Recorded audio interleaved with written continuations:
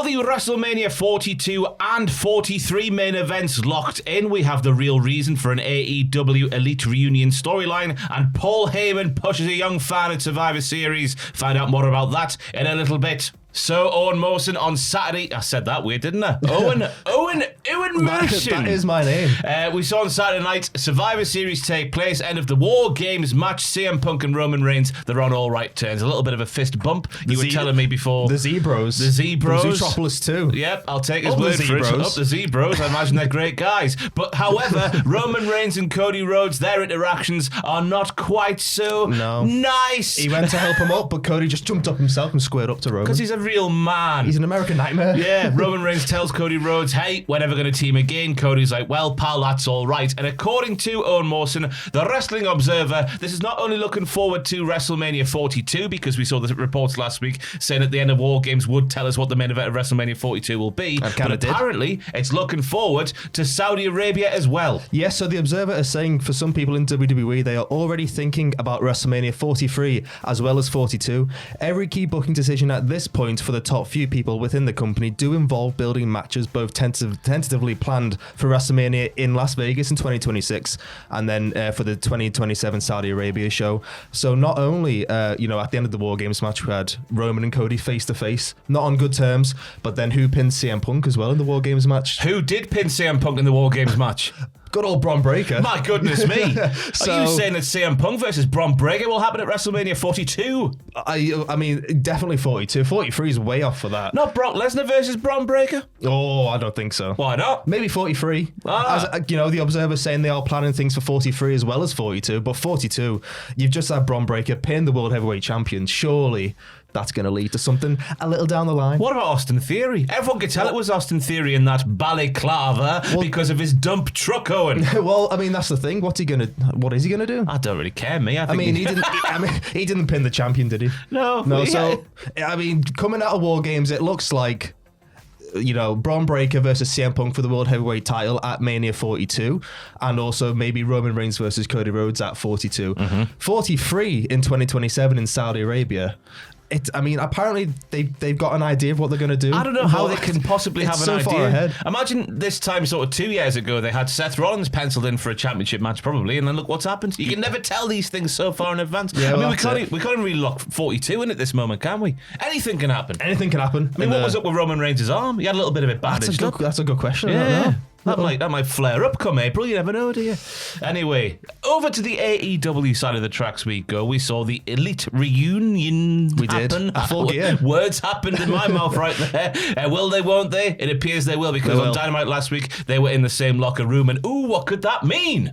It means potentially reunion. Well, it does mean reunion, I think. It does. Because according to reports, again with the Observer, AEW are cautious and avoiding putting Kenny Omega in long singles matches right now, which might explain why the teased Kyle Fletcher match didn't end up happening. Additionally, Meltzer noted that the recent reunion of the Elite, so Kenny alongside Matt and Nick Jackson, is to continue preventing Omega from competing in the singles division, which is a shame because I bloody love Kenny Omega's big singles matches. The last one he probably had was Okada at All In, the last major singles match he had, and it seems to be, for the short term anyway, we're not going to be seeing Kenny Omega in the singles division anymore because of potential health reasons. He came back from diverticulitis, so he's had some health issues as Kenny Omega, so he's going to be, that's the reason for the reunion anyway. He's going to be in the 6-man division. He can have a little breather on the sidelines, which is well earned, of course, because he missed over a year of action before with the diverticulitis, as Owen mentioned. He did mention in sort of the press upon his initial return from that diverticulitis, I'm not going to be the same before wrestling, exactly the same like he did before. So maybe this is what he means. Maybe the gas tank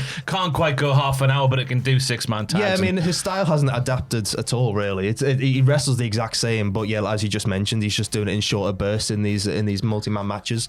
And you know what? For a man that's just had diverticulitis, he can still go. Oh yeah. So at least we get to see him still wrestle and still do the same things. He's just doing it in a bit of a easier capacity for him to and manage. There's no doubt if they can rekindle the magic that was like lockdown elite, like 2021 when Kenny Omega was the belt collector. And the Bucks were on fire, both in terms of storylines and in they always are in ring action, but the storylines up until they were bums, I thought they were lacking a bit when it came to the Young Bucks. Obviously the hangover from the CM Punk thing. Don't want to mention that, but I just have. You know what I'm trying to say. So no, they can get back on track. So, I mean, they are back on track. They are back on track now. They're all fine. It's all rosy in the elite. Yeah. So we'll be seeing them more going forwards. We will be. Right. TNA update for Joe Doring has been out in action as he battles brain cancer with numerous fundraisers taking place to support Joe and his family whilst he's unable to work, of course. I'm just going to read that out verbatim so I don't get anything wrong. Doring had previously battled cancer back in 2016 and previously competed for All Japan Pro Wrestling before joining TNA in 2020 and 2022. It was announced he had cancer. The cancer had returned and he underwent surgery soon after. He's not competed in wrestling since, but his sister-in-law Mandy has shared a devastating health update on GoFundMe. Yeah, so as my brother-in-law approaches 10 years of battling brain cancer, he finds himself in the midst of battling a third brain tumor.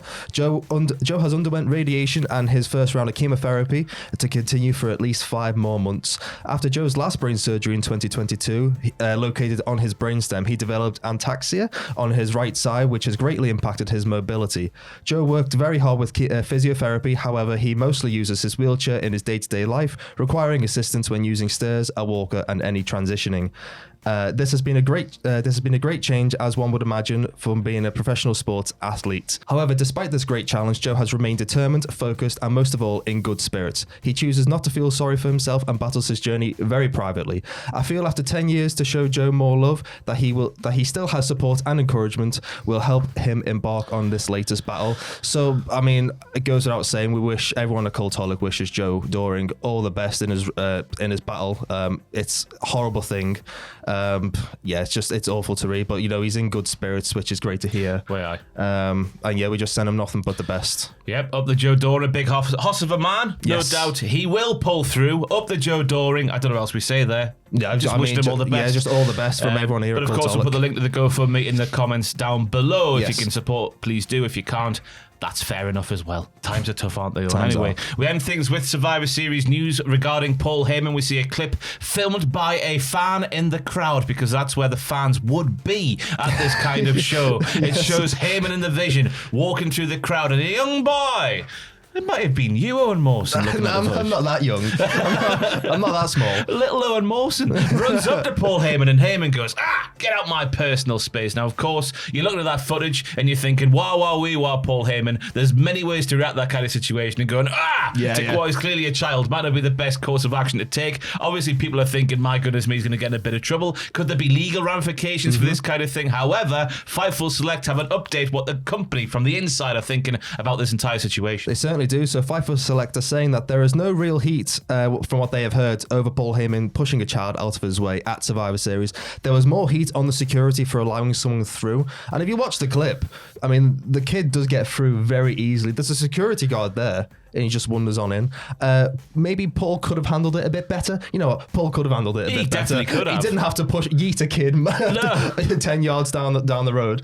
But yeah, I think there's multiple parties at fault here. The security team should be doing better, because it's not like it's a 6'4" hoss of a man just barreling through. I guess that's why there is sort of heat on the security, because what if it was someone who was dangerous? Well, but that's it, yeah. In this circumstance, I guess the lights were down. I guess it's a little bit dark in there. Maybe Heyman didn't quite see who was attacking him. Shut. I'm not having that. He's just a big old heel, isn't he? And he just thought, I'm not having this. Get out of my way. It was poo house behaviour from Paul Heyman, to say the least. But there's no heat on him from inside the company. It looks like nothing's going to happen from here on out. And if you are a security guard at the wrestling, you push the kids instead. I guess that's what we're learning here today. That's their job. Yep. That is their job. That is their job. What's on the channel, and what's obviously it's been Survivor Series weekend. Go back and watch the pictures from last week, see if any came true. Predictions, see what happened between Sam and Andrew. Just a little bit of a peel behind the curtain. We filmed the Full Gear punishment yesterday. Oh my god! And my goodness me, Sam is currently in A&E. This is a shoot, brother. This is a shoot. It's a shoot. It's not a work. Sam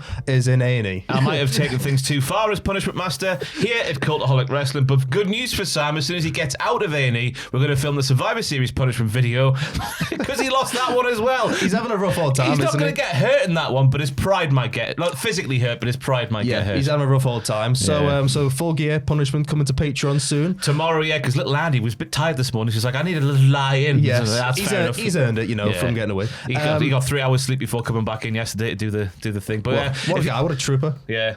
WTF Patreon for Survivor Series, when's that going to come? Later today or early tomorrow, one There of you the go. two. Depends on the speeds of the internet here in the United Kingdom in 2025. That's the sort of world we live in here at Cultaholic Wrestling. But that's it. Guys, go and watch all the stuff. What happened out with Tom Campbell if you can't be asked to watch the full Survivor Series card. I think that's everything covered, isn't it? I think so, yeah. Right, thanks for watching. We might see you later on for video 2, we might not. Who knows? Bye. Bye-bye.